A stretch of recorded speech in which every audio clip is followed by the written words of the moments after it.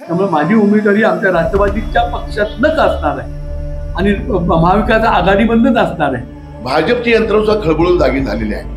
वारंवार त्याची लोक येत आहेत, वारंवार प्रयत्न करतायत। काही किती प्रयत्न केले भाजपच्या नेतृत्वाने, तरीही तुम्हाला तो काही उपयोग होणार नाही। दोन्ही खासदारीतले शिवसेना उद्धव बाळासाहेब ठाकरे देतील। 3 विधानसभेचे आमदार हे या लोकसभा मतदारसंघातून काँग्रेस पक्षाचे आहेत आणि म्हणून PN पाटील आणि मी दोघांनीही आग्रह धरलेला आहे की ही जागा काँग्रेस पक्षाकडे असावी। दावा तिन्ही पक्षांचा मात्र उमेदवार ठरेना। कोल्हापूर मतदारसंघात महाविकास आघाडीचा चेहरा कोण? लोकसभा निवडणुकीचं वारं घुमू लागलंय। आतापासूनच अनेक पक्ष मोर्चे बांधणी, मतदारांची जोडणी करतायत, तर जागा वाटपाच्या फॉर्म्युलावर अनेक तर्कवितर्क लावले जात आहेत। महाविकास आघाडीबरोबरच महायुतीकडून सुद्धा उमेदवार निश्चितीसंदर्भात सावध भूमिका पाहायला मिळते। महाविकास आघाडीचा जागा वाटपाचा फॉर्म्युला 10 तारखेला अंतिम होणार असल्याचं आमदार सतेज पाटील यांनी सांगितलं। कोणत्याही मतभेदाविना जागा वाटप होणार असल्याचं बोललं जात असलं तरी कोल्हापूर लोकसभा मतदारसंघावर तीनही पक्षांनी दावा केलाय।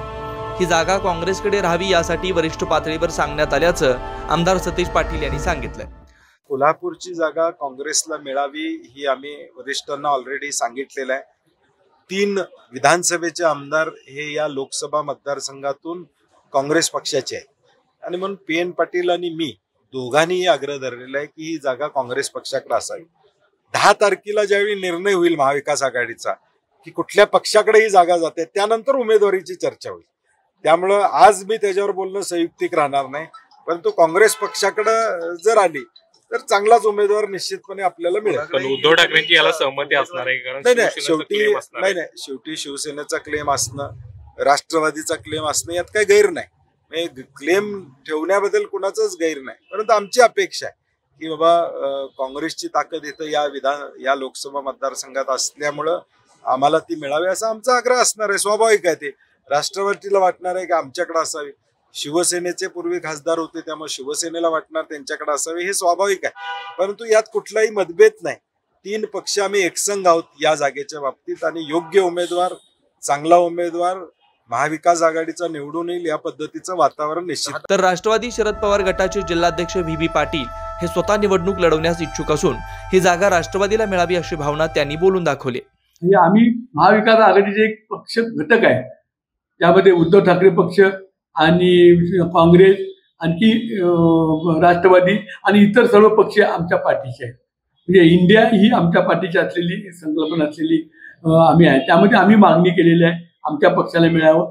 त्यामध्ये मी माझ्या जबाबदारी जर माझ्यावरती आली तर मी ती समर्थपणे सुटलो असं पक्षाला पण सांगितलेलं आहे। त्यामुळे माझी उमेदवारी आमच्या राष्ट्रवादीच्या पक्षातनंच असणार आहे आणि महाविकास आघाडीमधूनच असणार आहे।